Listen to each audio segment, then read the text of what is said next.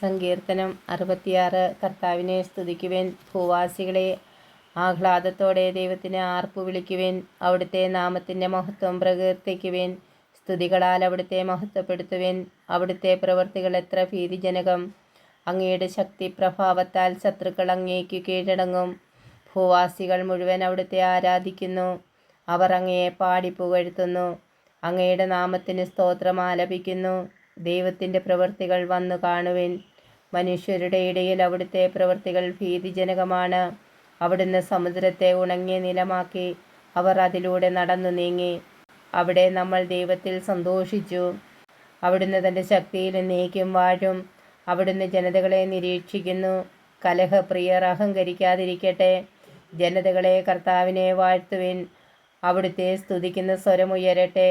അവിടുന്ന് നമ്മുടെ ജീവൻ കാത്തുപാലിക്കുന്നു. നമ്മുടെ കാലിടറാൻ അവിടുന്ന് സമ്മതിക്കുകയില്ല. ദൈവമേ, അങ്ങ് ഞങ്ങളെ പരീക്ഷിച്ചറിഞ്ഞു.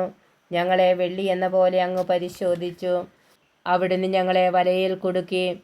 ഞങ്ങളുടെ മേൽ വലിയ ഭാരം ചുമത്തി. ശത്രുക്കൾ ഞങ്ങളെ ചവിട്ടിമെതിക്കാൻ അങ്ങ് ഇടയാക്കി. ഞങ്ങൾ തീയിലും വെള്ളത്തിലും കൂടി കടക്കേണ്ടി വന്നു. എങ്കിലും അങ്ങ് ഞങ്ങളെ വിശാല ഭൂമിയിൽ കൊണ്ടുവന്നു. ദഹനബലിയുമായി ഞാൻ അങ്ങയുടെ ആലയത്തിൽ വരും. അങ്ങയോടുള്ള എൻ്റെ നേർച്ചകൾ ഞാൻ നിറവേറ്റും. കഷ്ടതയിലായിരുന്നപ്പോൾ എൻ്റെ നാവുകൊണ്ട് നേർന്നതാണ് അവ. കൊഴുത്ത മൃഗങ്ങളെ ദഹനബലിയായി ഞാൻ അങ്ങേക്ക് അർപ്പിക്കും.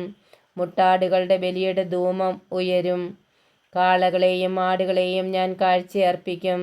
ദൈവഭക്തരെ വന്നു കേൾക്കുവിൻ. അവിടുന്ന് എനിക്ക് വേണ്ടി ചെയ്തതെല്ലാം ഞാൻ വിവരിക്കാം.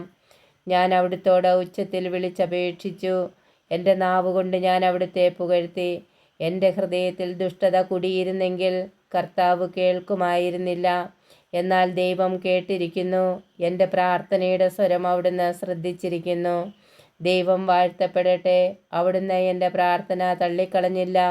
അവിടുത്തെ കാരുണ്യം എന്നിൽ നിന്ന് എടുത്തു കളഞ്ഞില്ല.